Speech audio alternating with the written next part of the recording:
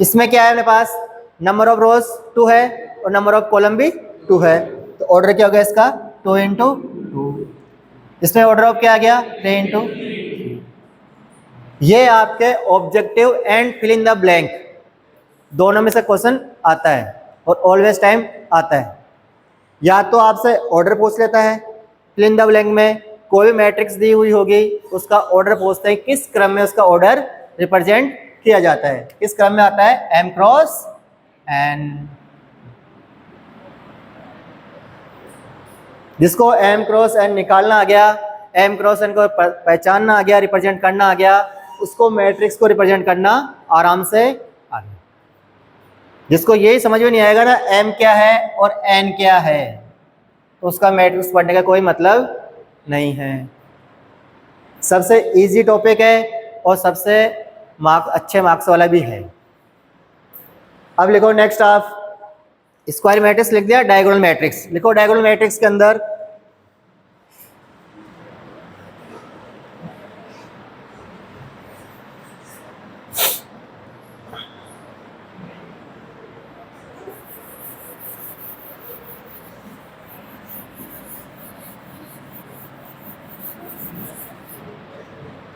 ए diagonal matrix 1 0 0 0 2 0 0 0 और 3। Definition क्या होगी इसकी, डायगोनल के अलावा remaining element of diagonal are zero, then we can say it's a diagonal matrix. लिखिए definition.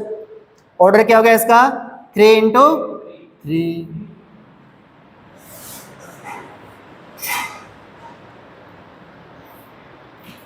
If in matrix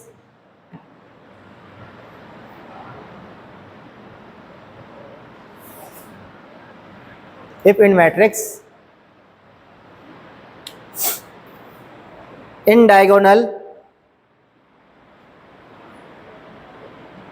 rest element of matrix are 0, जो diagonal है उसके अलावा जो रेस्ट एलिमेंट है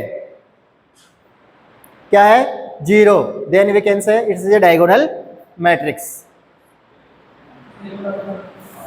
इन matrix diagonal element rest of diagonal element is 0, क्या हो जाएगा अपने पास diagonal matrix. Simple C language है, कोई मैट्रिक्स दी हुई है जो डायगोनल है यानी विकर्ण है ना, विकर्ण के अलावा इसके अलावा जो अवयव है या जो नंबर है वो क्या है 0 है, क्या कहलाती है matrix, diagonal matrix. Diagonal matrix की है, मैट्रिक्स क्या है स्क्वायर मैट्रिक्स होना कंपलसरी है।